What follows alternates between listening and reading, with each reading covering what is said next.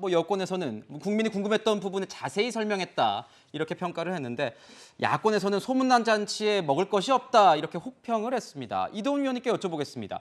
오늘 모두 발언에서요 윤석열 대통령이 이런 기자회견이 끝이 아니라 시작이다 이렇게 얘기를 했는데요. 이런 자리를 자주 마련하겠다 이런 의미일까요? 어떻게 보십니까? 그래야겠죠. 도어 스태핑은 매일 하긴 하지만 짧기 때문에 어떤 국정에 대해서 좀 더 한 걸음 더 나간 깊이 있는 토론을 하긴 어려웠어요.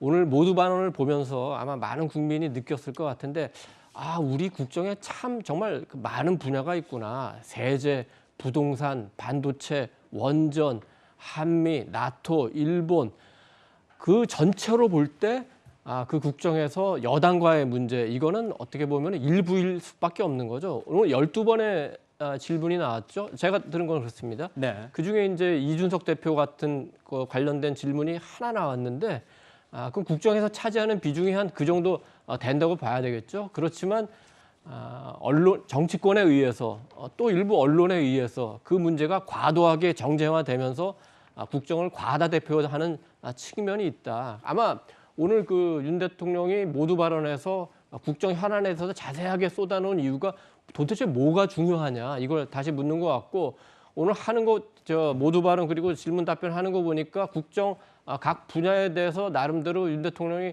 현안을 잘 파악하고 있고 자신감도 갖고 있는 것 같습니다. 어쨌든 그 관심을 갖는 그 이준석 대표 관련해서는 굳이 윤 대통령이 거기에 답변해서 윤석 전 대표와 무슨 갈등하는 모습을 보일 필요가 없고 그 문제는 오늘 심의가 있었습니다만 가처분 문제 이런 당 내용 문제가 다 처리가 되면은 당 문제, 당무에 관해서도 종합적으로 네. 대통령이 얘기할 기회가 있을 겁니다. 그렇군요. 자, 이런 가운데 오늘 북한이 순항미사일 2발을 발사했습니다. 오늘은 윤 대통령의 이 취임 100일이자 한미연합훈련이 시작된 지 하루 만인데 조수진 의원님께 여쭤보겠습니다. 이게 그러니까 광복절 경축사에서 윤석열 대통령이 말했던 담대한 구상에 대한 북한의 답변이라고 저희가 이해를 하면 될까요? 네, 그런 성격이 강하죠. 그러니까 지금 22일부터 한미연합 군사훈련이 재개가 됩니다. 이게 문재인 정부 때는 사실 유명무실화 했거든요. 실질적인 군사훈련 재개가 있고요.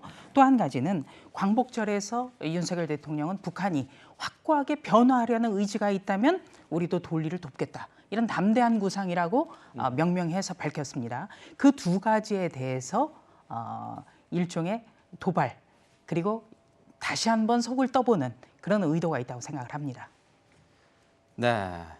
윤석열 대통령이 좀 변하는 모습을 보이고 있는 걸까요? 취임 100일을 앞두고요. SNS 계정을 삭제했다고 합니다. 현재 대통령실이 운영하는 SNS 계정이 하나 남아있는 상태라고 하는데 어떻게 활용을 해야 될지 지금 관심이 모아지고 있습니다. 최근에는 수해복구 현장 점검 사진을 올렸다가 논란이 되기도 한 측면이 있는데요. 저기 보시면 지금 화면에 보시는 것처럼 이 계정은 지금 존재하지 않는다 이렇게 얘기를 하고 있습니다. 앞으로 홍보 라인 여러 가지 국민과의 접촉 면에서 다른 모습을 보여주지 않을까 그 시발점이 저기가 되지 않을까 이런 평가들도 나오고 있습니다. 네, 저희는요 이 다음 소식으로 넘어가 보겠습니다. 지금도 계속 이어지고 있는 소식입니다. 가시죠.